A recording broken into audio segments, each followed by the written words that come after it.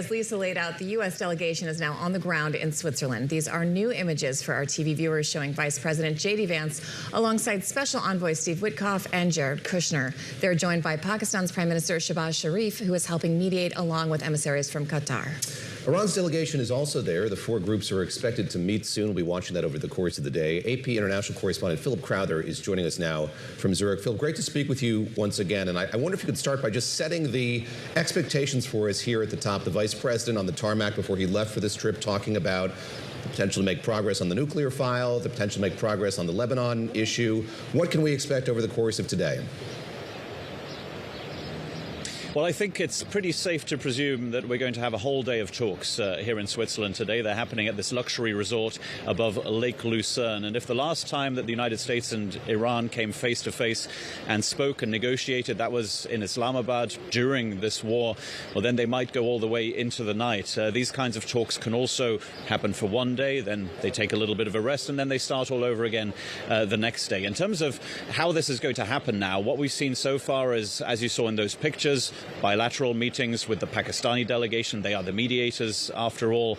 But then you go into something called quadrilateral talks. That essentially means that there are going to be four parties in that discussion. It's going to be the United States, Iran, the mediator Pakistan, but also the mediator Qatar as well. They have been crucial over the last few weeks to get this memorandum of understanding signed in the first place. Now, they're going to be discussing that agreement because it was signed rather quickly, and some of the parts in it, well, they're not quite working out yet, and they need to be discussed, whether the Strait of Hormuz remains entirely open, how a more permanent ceasefire can be achieved between Israel and Hezbollah, for example, as well. A ceasefire between the United States and Iran, that is holding and has been holding for months now, but there are all sorts of obstacles that they are going to encounter during these talks today, and again, possibly into tomorrow as well. Philip, stand by because we want to bring in Shannon Kingston. She's ABC News State Department reporter. Shannon, it's so nice to see you. I do want to ask you, before Vice President JD Vance left, he had this press conference in D.C. and again on the tarmac. One of the big sticking issues here is obviously what's happening in Lebanon. And when he was asked about the press conference, he kind of punted that to Secretary of State Rubio. I'm wondering how that ended up being his portfolio and what Rubio is doing to try to address that issue, since he is not overseas in these debates. I'm sorry, in these talks. Sorry, too much politics. I've got debates on the mind. Well, they're expected to be contentious at points. We do know that, especially when it does come to Lebanon. Lebanon has been kind of like the side plot here, with the ability to disrupt the diplomacy happening on the main stage between the U.S. and Iran basically this entire time. And we did see the negotiators in the memorandum of understanding really try to bring it into the umbrella of that agreement and say in the very first point of that document that there was going to be a ceasefire in Lebanon. But of course, these parties don't directly control those warring factions, Israel and Hezbollah. So the idea, at least to hear administration officials put it, is that Iran would be in charge of holding back its proxy group, Hezbollah, while Israel would be constrained by the U.S. to try to accomplish at least what President Trump has described as a ceasefire in the Middle East, which means that both sides are firing at each other just a little bit more moderately. Now, in the way Secretary Rubio has been brought into all this is he's been working the phones, talking to the Israeli government, trying to communicate the message from the Trump administration, maybe in friendlier terms than we've heard the vice president put it from the podium. But there's only so much control he has. He's also been running these negotiations between representatives of the government of Israel and Lebanon at the State Department. We have more talks set to take place in Washington this week.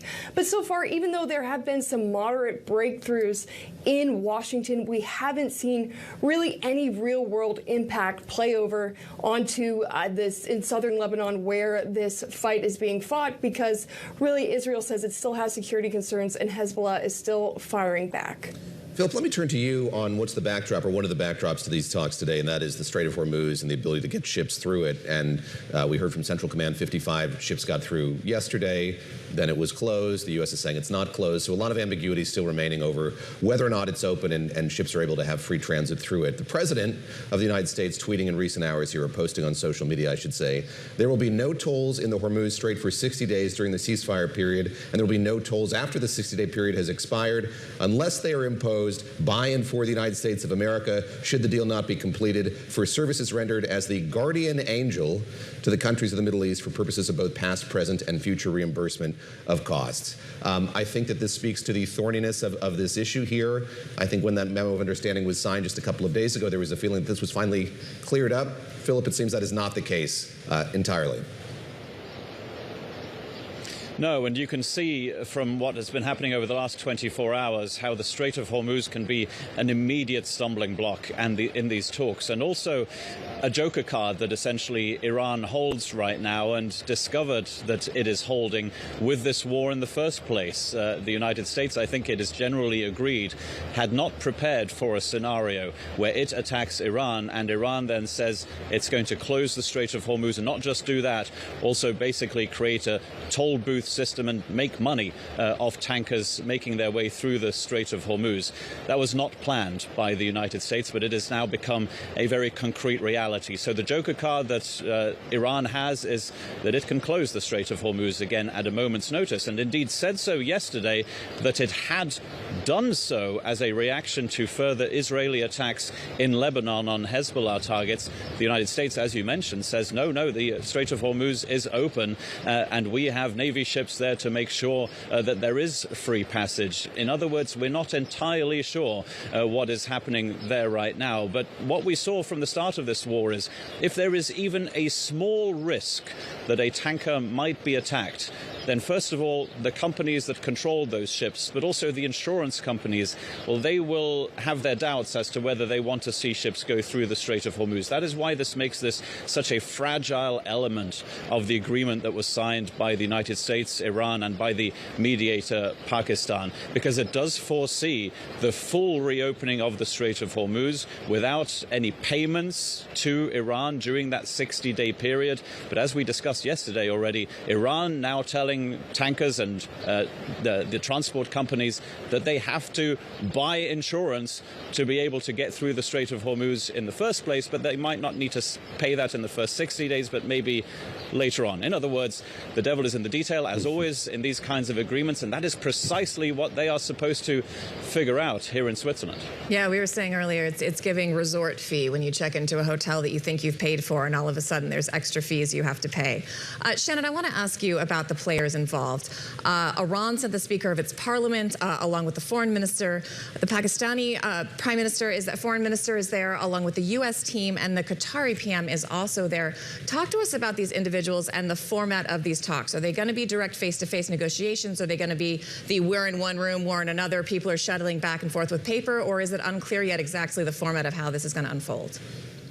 Right. Well, it is pretty much an open question. Now, we are seeing all of the key players in these negotiations together in the same place pretty much since the meeting in Islamabad that happened in the first half of April. So that alone is a big step. Of course, a lot of these negotiations have been happening through mediators, and there have been proximity talks where, as you point out, they're in the same room, but they might as well be on the other side of the planet because most of the communication is happening between basically past notes. Now, we know the Trump administration has really emphasized having these direct talks. They really see value in getting face-to-face across from each other in the table, talking about the relationship that's been built between the U.S. and some of these Iranian negotiators has been something that the vice president has brought up multiple times. So we do expect that they're going to push for that.